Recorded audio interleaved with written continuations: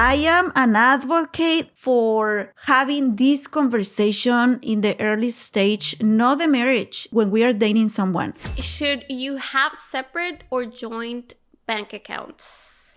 I question him a lot of times because he loves spending money. I know a lot of people as well that buy stuff just to impress. Good cars or like clothing or watches, jewelry or a purse. I would recommend for those women to always have money saved for them.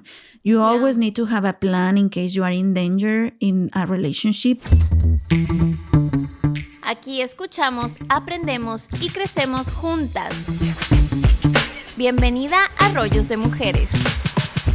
Hi everyone, welcome to another episode of Rollos de Mujeres podcast. Here we peel back the layers. We talk about those uncomfortable conversations. We ask those questions and also we give our opinions. And today I'm here with my co-host, Fernanda. Hola, Fer. Hi everyone. So yes, Anita, today we're going to talk about a very common debate, especially among couples. And this is, should you have separate or joint bank accounts? What do you think, Anita? Like in a nutshell, what do you think? I like it. This is going to be very controversial. I know people have very different opinions on this, but yes, I'm going to tell you my opinion, Fer. But first, I want to tell you a quick fact.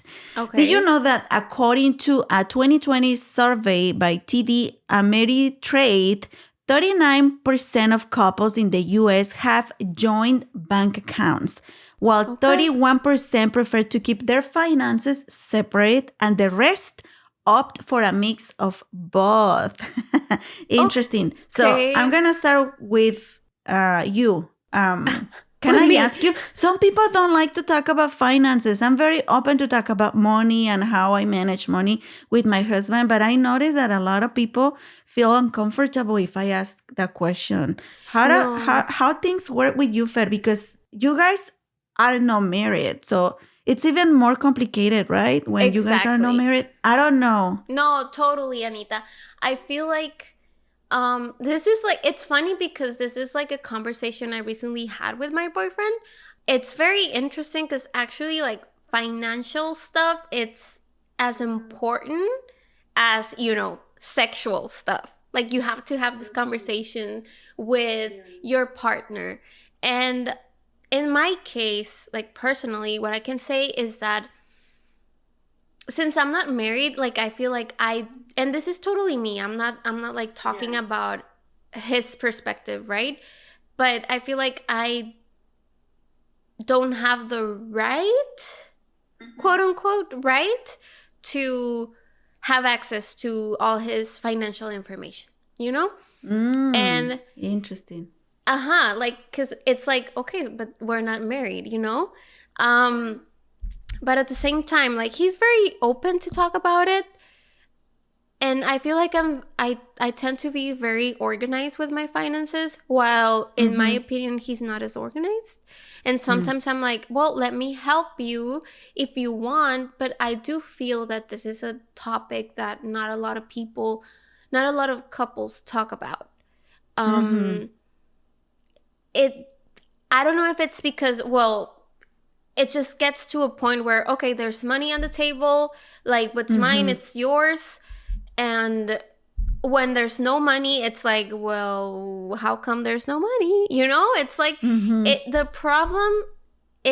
problem happens, in my opinion, when there's no money on the table.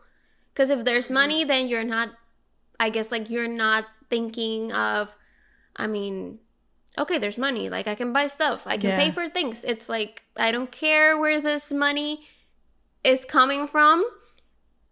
It's just like, but when there's no money, then that's when problems happen. The problems start. Exactly. Yeah, you got to the point where I wanted to go. Like, when there is money, when there is no financial struggle within the couples or the marriage, like everything is fine and we tend to ignore these conversations.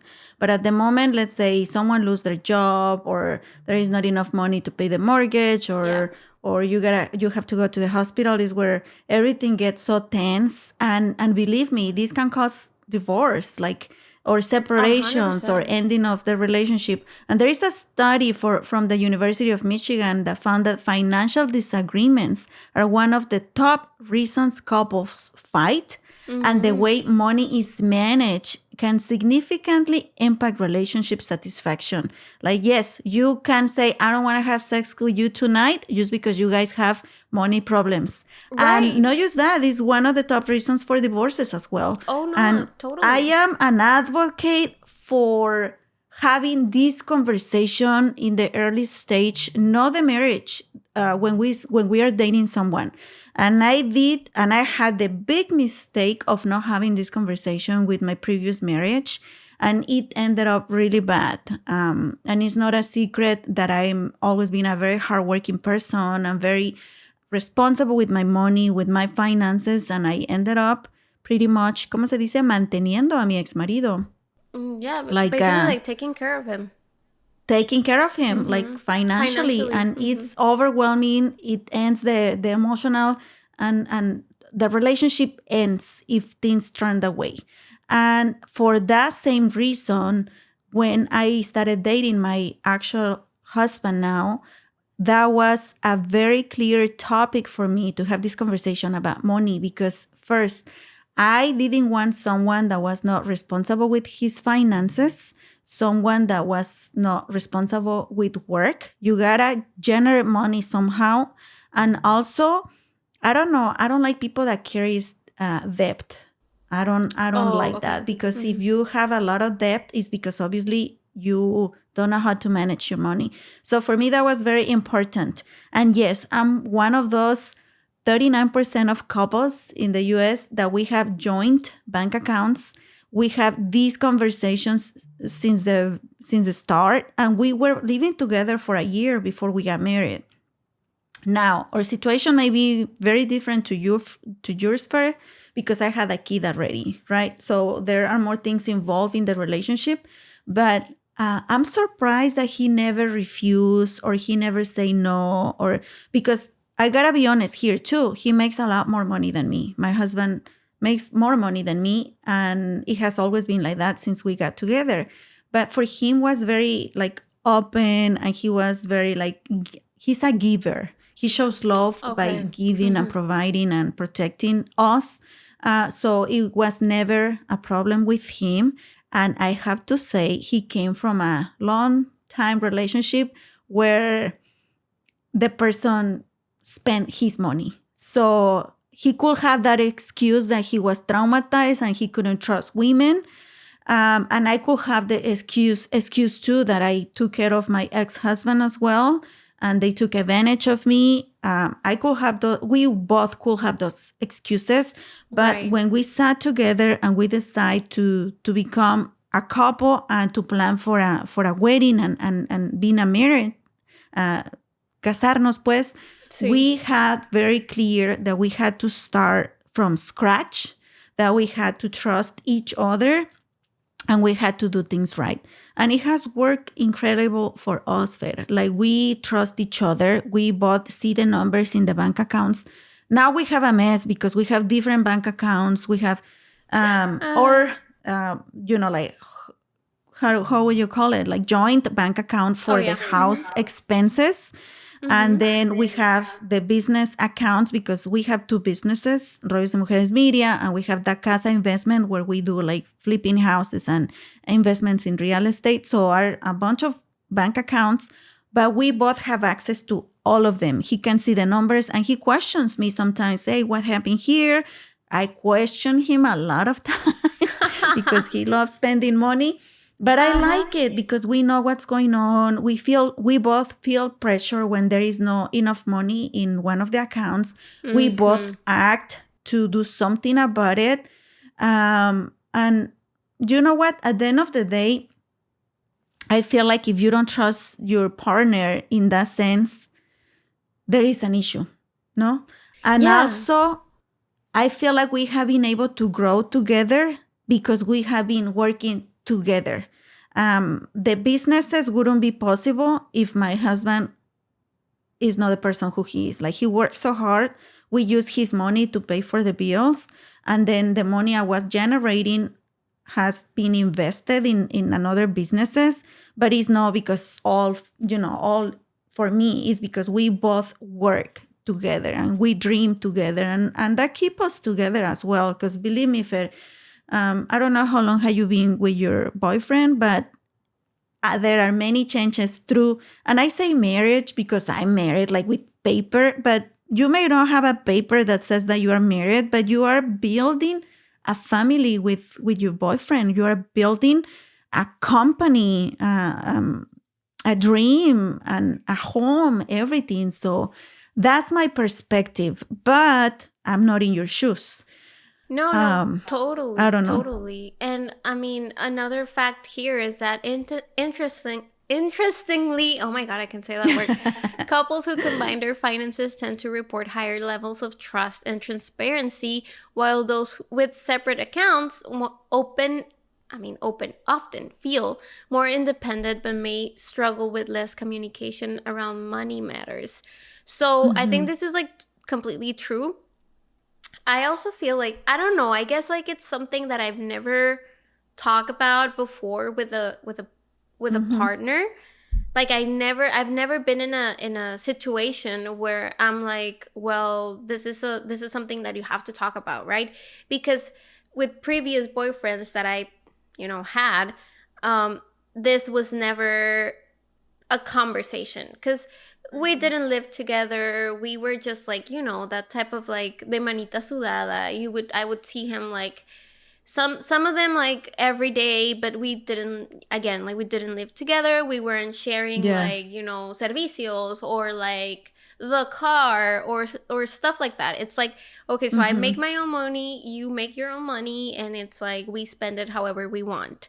And this is like the first time that I encountered something like this, like where it's where this conversation becomes like important, because what you were saying,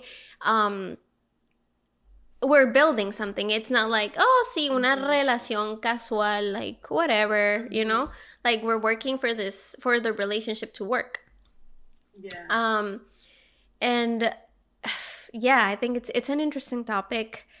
I used to be the type of person that whenever this conversation was brought up, I would think like, oh, just don't share, your finances with the other person if you're seeing that the other person is not responsible. Like I would always think like, oh, like everybody separado and his money, her money, like that's fine. But at this point, I don't believe that's like,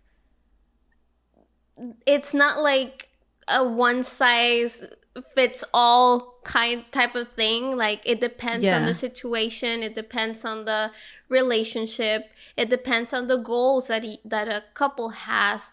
For example, like the feminist in me in the past, I would be like so against women doing like house chores or housework or being like in charge of the kids like 100% of the time, I was like, no, like you have to work, you have to make your own money.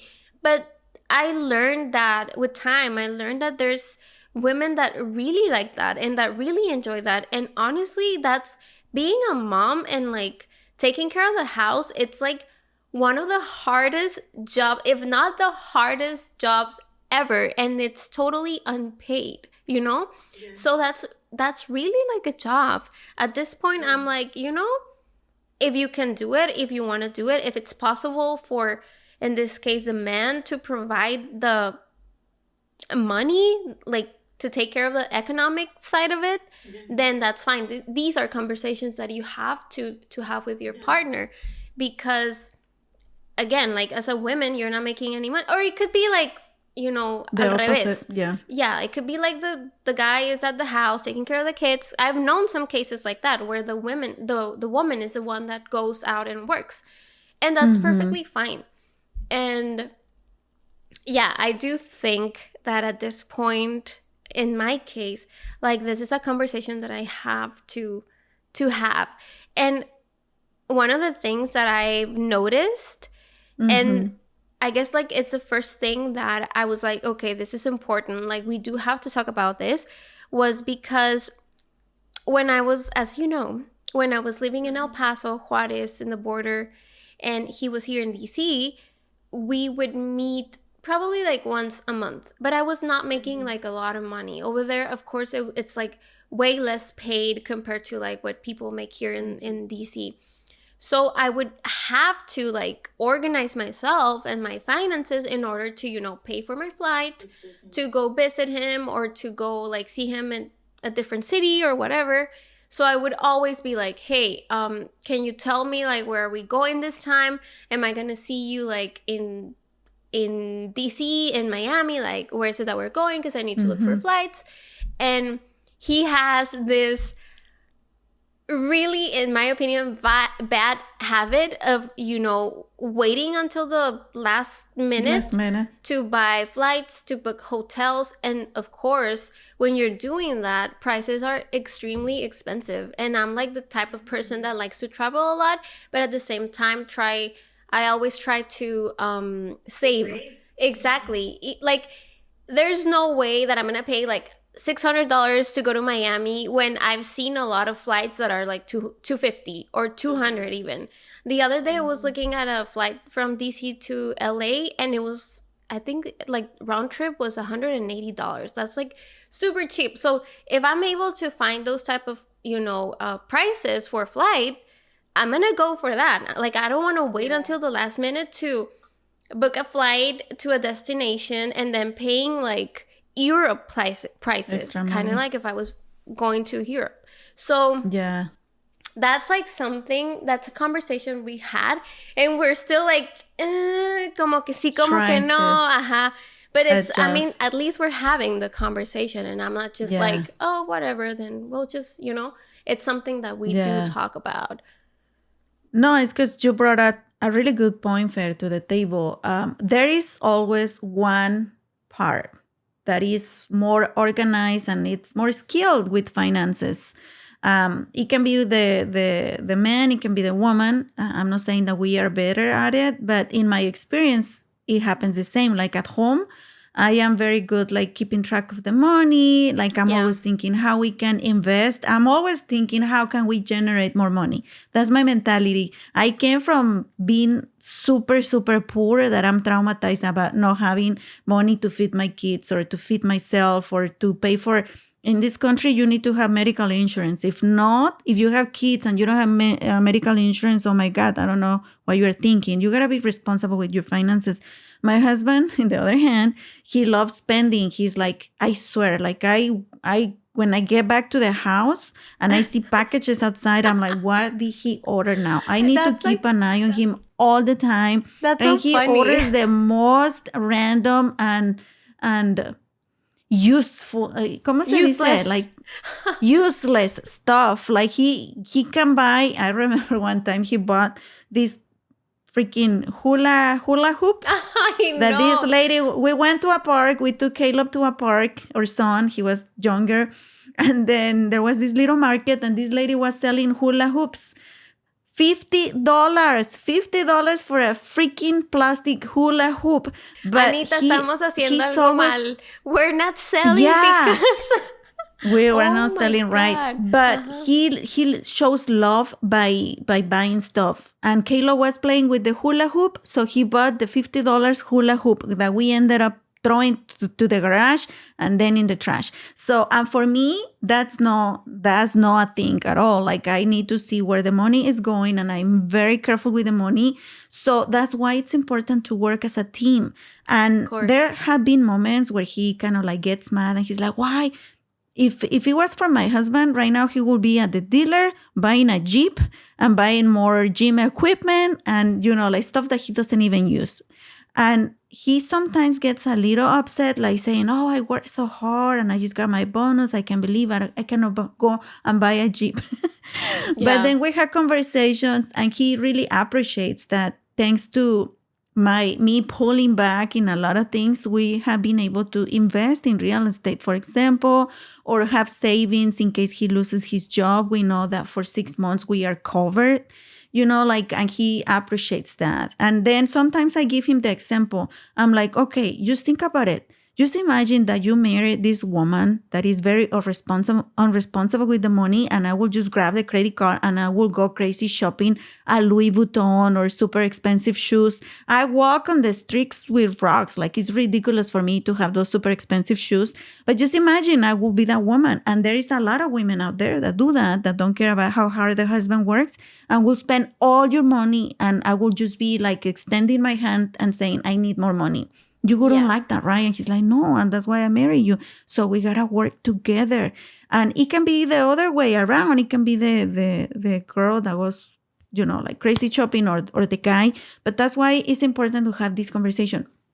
Now, Fer, we are speaking from a place and the privilege of having good men by our side, right? Yeah. I think I know your boyfriend, and he's super hardworking, talented. He takes care of you.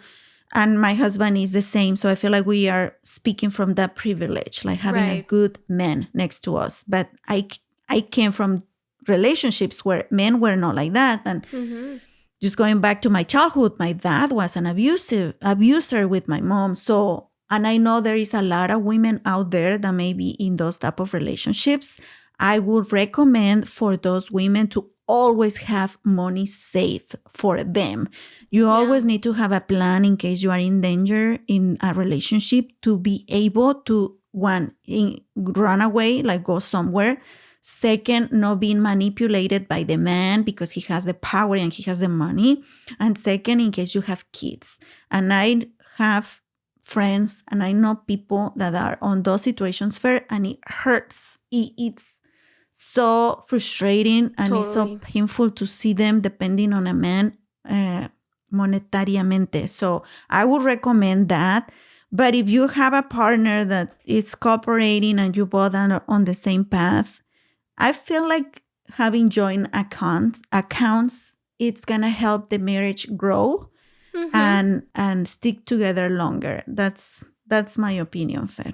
No, that's totally understandable. And I agree with you in that aspect. Because at the end of the day, like, if you're trusting someone with your finances, with your money, and he's trusting you with his or her money, I believe that it's because, so the two of you manage their money. Because honestly, like, if I know that I'm dating a person or I'm with a person who money that he has, money that he spends on stupid stuff, or like, I know a lot of people as well that buy stuff just to impress, kind of like good cars or like clothing or watches, jewelry, or a purse. And like, and this is like crazy. I remember I was dating a Colombian once. He was from Miami, and he would have like this, the American Express card, like the best one, right? He had a great car, he had great clothes, and then I went to his apartment once, Anita, there was nothing there. He had a roommate in a 2-bedroom apartment, kind of like my apartment, but with an additional room.